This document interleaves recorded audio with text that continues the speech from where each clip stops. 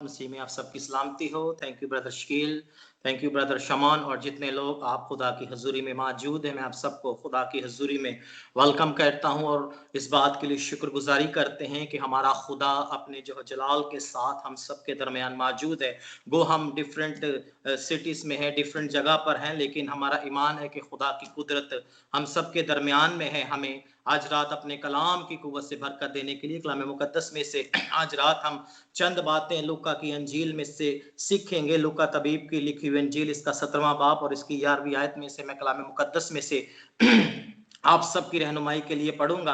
कलाम मुकद्दस में यूं लिखा है कि ऐसा हुआ कि यरूशलेम को जाते हुए वो सामरिया गलील के बीच में से होकर जा रहा था और एक गांव में दाखिल होते हुए 10 कोढ़ी उसको मिले। उन्होंने खड़े होकर बुलंद आवाज से कहा, ऐ यीशु, ऐ साहिब, हम पर रहम कर। उसने उन्हें देखकर कहा, जाओ अपने ताई काहिनों को दिखाओ। और ऐसा ही हुआ कि वो जाते जाते पाक और साफ हो गए। खुदावंद के जलाली बाबरकत मुकद्दस मीठे और सुंदर पाक कलाम पे पढ़े सुने जाने पर खुदावन की बरकत हो, आमीन। मेरे अजीजों, ये हवाला जो मैंने आपके सामने खुदा के कलाम मुकद्दस में से पढ़ा, यहाँ पर लिखा है कि यीशु मसीह क्या है, गलील के बीच में से होके जा रहे थे और एक गांव में जैसे ही वो दाखिल हुए हैं तो उन्हें 10 कोढ़ी मिले हैं। 10 कोढ़ी उनके सामने आकर क्या हुए हैं, खड़े हो गए हैं और दूर से क्या कर रहे हैं, खुदावन यीशु मसीह को उन्होंने पुकारना शुरू किया है। खुदावन यीशु मसीह की जिंदगी पर जब हम गौर करें तो वो सारी रात दुआ करते और सुबह सवेरे होते वो क्या करते, खुदा की खुशखबरी के लिए, कलाम के लिए, लोगों को शिफा देने के लिए, लोगों को आजाद करने के लिए, लोगों को निजात देने के लिए निकल पड़ते। और यहाँ भी ऐसा ही हुआ है कि जब वो इस गांव में दाखिल हुए तो 10 कोढ़ी उनके सामने आ खड़े हुए और दूर से मसीह यीशु को पुकार रहे हैं। अगर हम कोढ़ की बीमारी के बारे में देखें तो इस बीमारी के बारे में डिटेल से खुदा ने अपने बंदा बुजुर्ग मूसा की मार्फत इन लोगों के लिए कलाम किया है। अगर हम इबार की किताब उसका 13वां बाब पढ़ें तो वहां पर बड़ी डिटेल के साथ इस बीमारी के बारे में लिखा हुआ है कि जब किसी शख्स को ये बीमारी लाहक हो, अगर कोई कोढ़ की बीमारी में पाया जाए तो उसे उसके घराने से,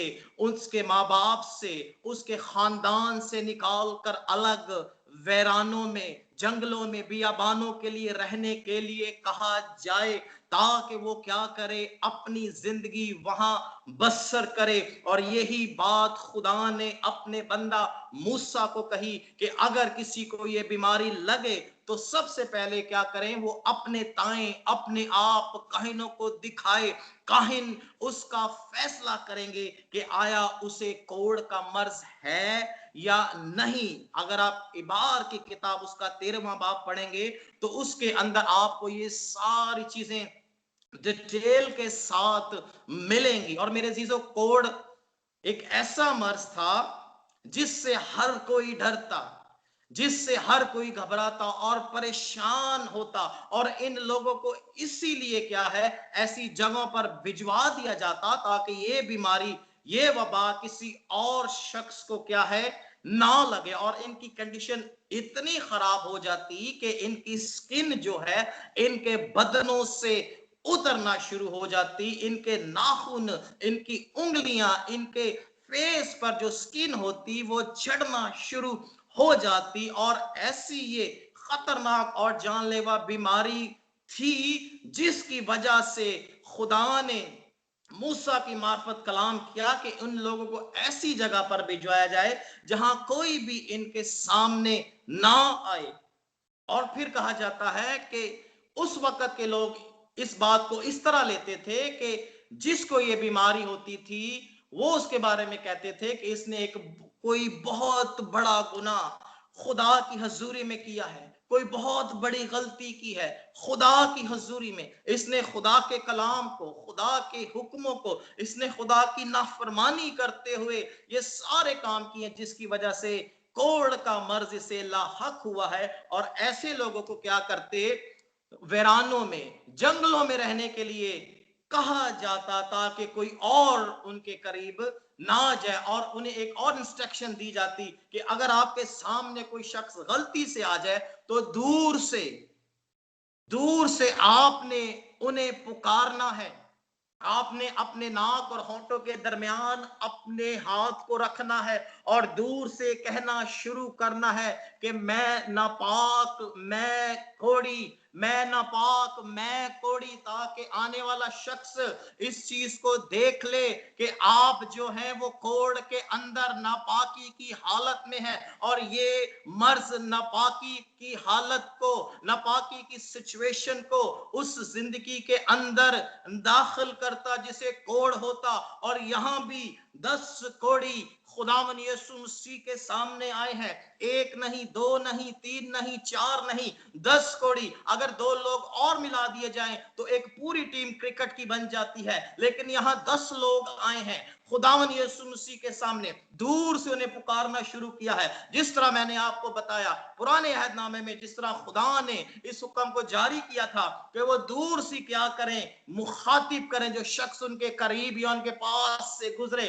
और अपने होंठों पर हाथ रखे और कहे मैं नापाक, मैं कोड़ी। और यहां पर भी इन्होंने खुदावन यीशु मसीह को आते हुए देखा है और उसे पुकारना शुरू किया है, क्योंकि उन्होंने खुदा की कुदरत और खुदा के मौजूद के बारे में सुना होगा। उन्होंने खुदा की कुव्वत और खुदा की कुदरत के बारे में सुना होगा कि एक निजात दहिंदा हमारे गांव में आने वाला है, बल्कि हमारे सामने आ पहुंचा है। उन्होंने बड़ी हिम्मत के साथ, बड़ी दलेरी के साथ खुदावन यीशु मसीह को पुकारा है, क्योंकि वो उसके मौजूद के बारे में जानते थे, क्योंकि वो उसके जलाल के बारे में जानते थे, क्योंकि वो उसकी कुदरत के बारे में जानते थे, क्योंकि उन्होंने खुदावन यीशु मसीह की कुदरत और उसके मौजूद और उसकी शख्सियत के बारे में सुन रखा था कि एक निजात दहिंदा इस दुनिया में आया है जो कोड़ों को, कोड़ियों, जो कोड़ की बीमारी से शिफा देने की कुदरत रखता है, जो अंधों को आंखें देता है, जो लंगड़ों को चलाता है,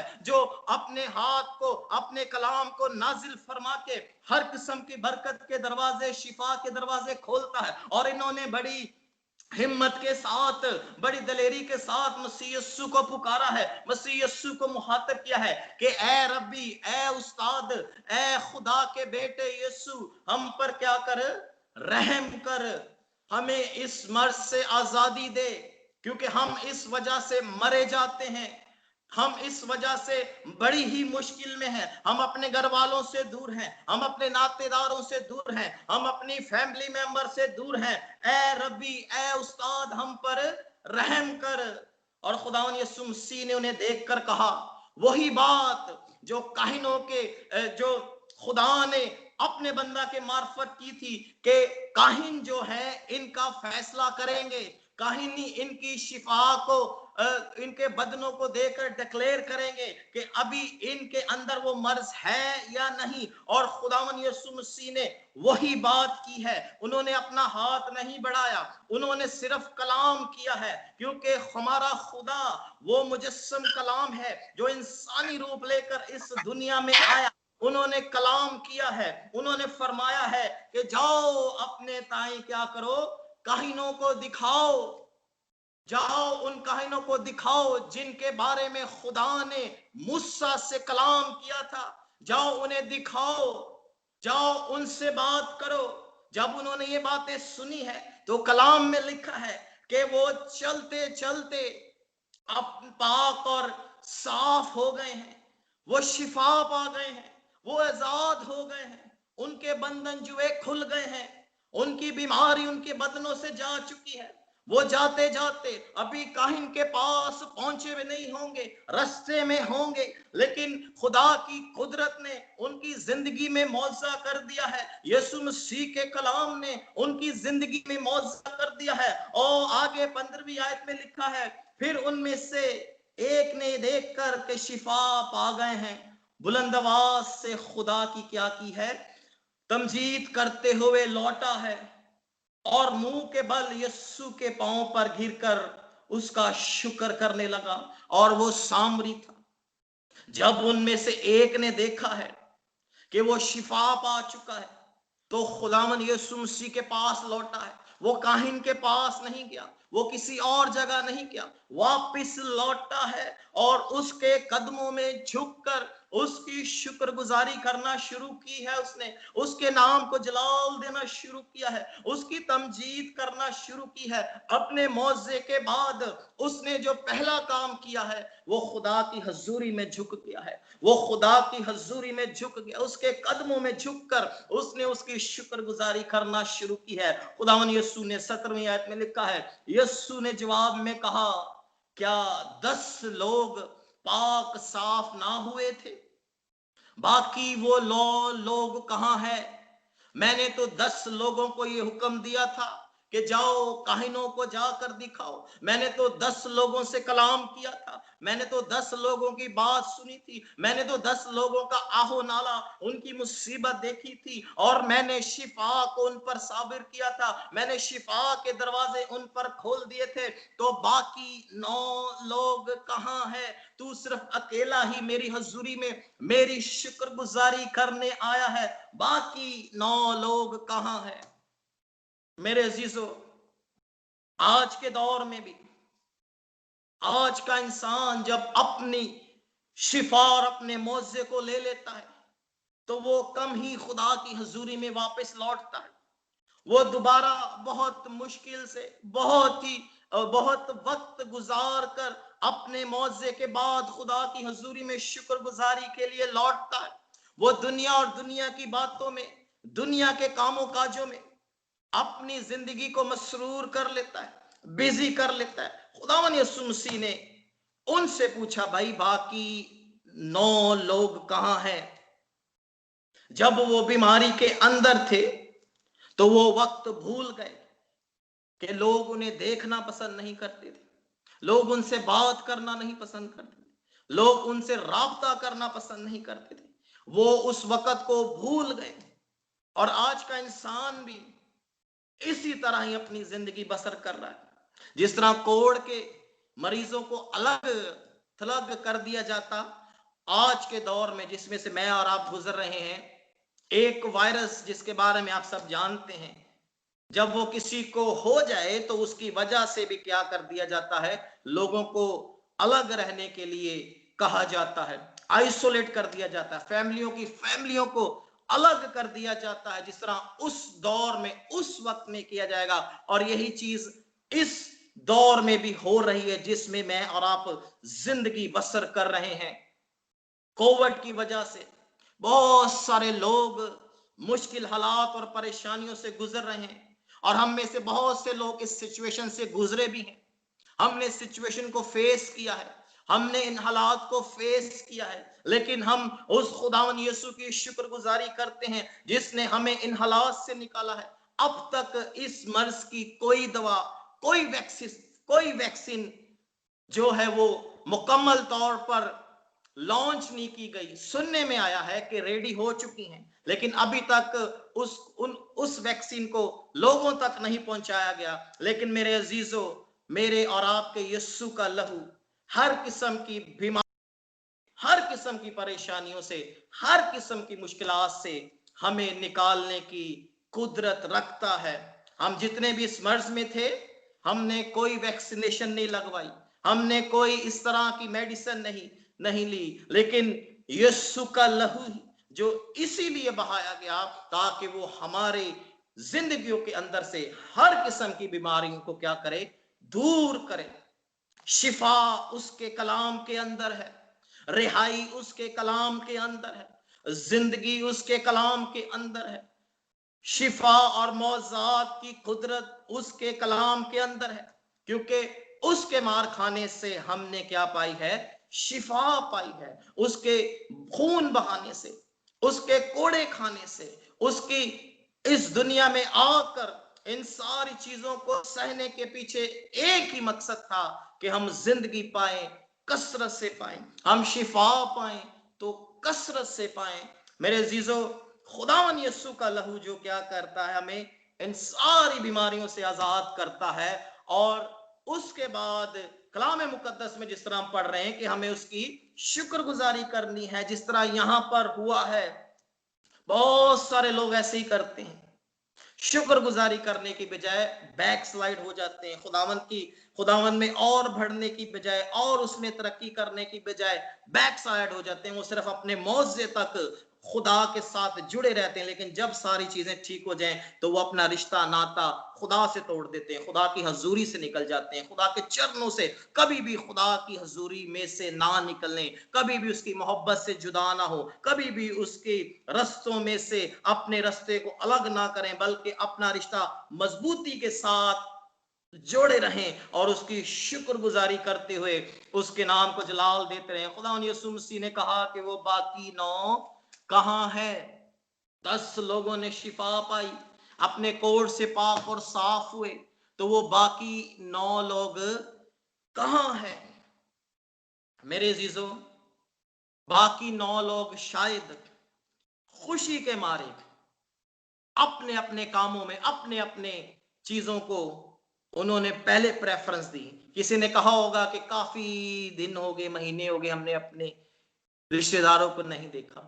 पहले जाकर हम अपनी फैमिली से मिले, पहले जाकर हम अपने बहन भाइयों से मिले, पहले जाकर हम अपने अजीज रिश्तेदारों से मिले, पहले जाकर हम वो काम करें जो कई महीनों से हमने नहीं किया, क्योंकि हम तो वीरानों और जंगलों में रहते थे। अब हमें शिफा मिल गई है, अब हम आजाद हो गए हैं। हम फिर कभी जाकर शुक्रगुजारी कर लेंगे, हम फिर कभी जाकर खुदा के कदमों में गिर कर उसकी सताइश करेंगे, हम फिर कभी जाकर उसकी हजूरी में क्या करेंगे? उसकी तमजीद करेंगे। और उनके साथ दुनिया और दुनिया की चीजों ने उन्हें क्या किया होगा? घेर लिया होगा, जो वो लौट कर वापस नहीं आए। लेकिन ये शख्स खुदा के कदमों में घिर गया और शुक्रगुजारी की कुर्बानियां उसने क्या की? चढ़ाना शुरू कर दी। अपनी शिफा के लिए, अपनी रिहाई और आजादी के लिए उसने क्या किया?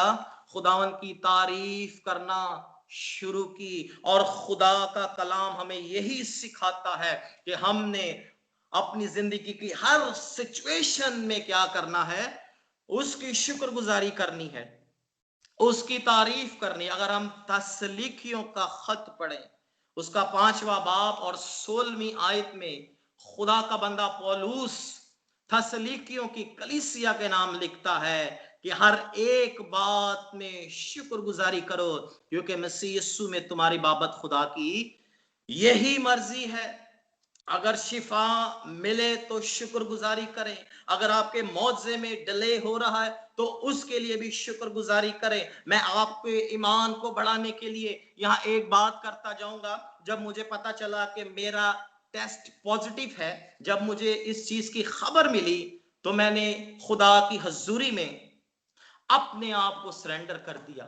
मैंने जिस जगह दुआया मजबा बनाया, मैं वहां झुका, घुटनों के बल हुआ और मैंने कहा, खुदावन तेरा शुक्र, मैं तेरी शुक्रगुजारी करता हूं इस रिपोर्ट के लिए खुदा, जो मैंने सुनी है, जो पॉजिटिव है। मैं तेरी शुक्रगुजारी करता हूं इस बात के लिए भी, क्योंकि तू बुराई में से अच्छाई को पैदा करने की कुदरत रखता है। मैं खुदा की हजूरी में फिर गया और मैंने कोई गिला, कोई शिकवा नहीं किया। मैंने ये नहीं कहा कि ये मुश्किल मुझ पर क्यों आई है, ये परेशानी मुझ पर क्यों आई है, ये तकलीफ मुझ पर क्यों आई है, ये दुख, इस परेशानी से मुझे क्यों गुजरना पड़ेगा। मैंने इसके बरस जिस तरह खुदा का कलाम सिखाता है, मैं उसके चरणों में झुक गया और मैंने शुक्रगुजारी करना शुरू की। ये खुदावन, इन हालात के लिए मैं तेरी शुक्रगुजारी करता हूं, क्योंकि मैं जानता हूं कि ये मर्ज मुझे कुछ नहीं कर सकता, ये मर्ज मुझे नुकसान नहीं पहुंचा सकता,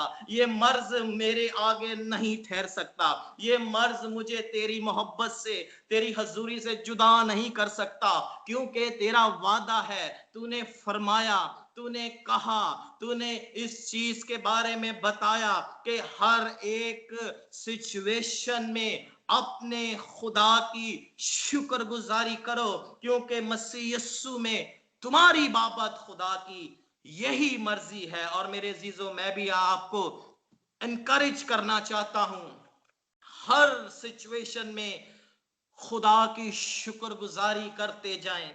हालात बुरे हों, अच्छे हों, खुदा की हजूरी में अपने आप को उंडेले रखें, क्योंकि हम खुदा से उसकी हजूरी से, उसके कलाम से, उसकी कुदरत से जुदा होके कुछ नहीं कर सकते।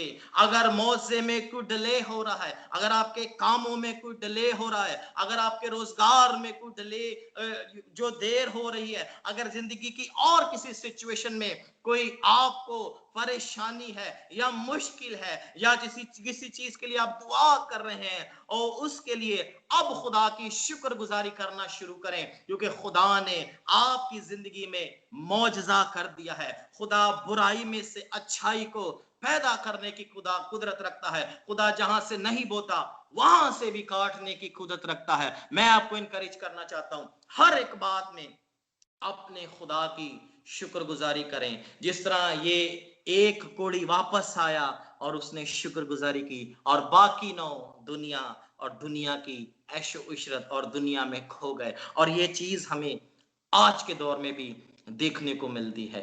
खुदा के साथ अपना राब्ता मजबूत करें। आपकी जिंदगियों में खुदा ने बहुत सारे मौजे किए हैं। इस आईडी के अंदर बहुत सारे ऐसे लोग हैं जिनकी जिंदगियों में खुदा ने बड़े बड़े अजीब और जलाली काम किए। मैं आप सबको इनकरेज करना चाहता हूं, कभी भी खुदा की हजूरी में से अपने आप को निकालने की कोशिश ना करें, बल्कि उसके साथ अपना राब्ता मजबूत करें, ताकि वो आपको वक्त पर बुलंद, वक्त पर सरफराज करे और आपके वसीला से बड़े बड़े काम करे। क्योंकि हम खुदा के वो लोग हैं जिससे उन्हें चुना है, ताकि हम उसकी शुक्रगुजारी करें और उसके कलाम की बिशारत को, खुशखबरी को दूसरों तक लेके जाएं।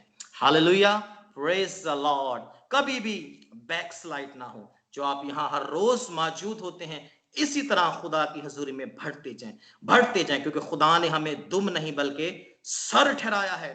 खुदा ने हमें सर ठहराया है, और सर की अहमियत आप जानते हैं कि सर की अहमियत क्या होती है। जिस तरह खुदावंद यीशु मसीह ने कहा कि कलीसिया, जिस तरह हम कलाम में पढ़ते हैं कि कलीसिया खुदा का क्या है, बदन है, यीशु मसीह का बदन है, और खुदावंद यीशु मसीह उसका क्या है, सर है, और हम सब उसके बदन के अज़ा हैं। सो हमने उसमें बढ़ते और उसके कुदरत में और उसके जलाल में और उसके कलाम में बढ़ते जाना है, ताकि हम खुदा की हजूरी को, कलाम को दूसरों तक लेके जाएं, और खुदा अपनी कुदरत और जलाल से, कलाम की कुदरत से और जिंदगियों को भी अपने पास लाए।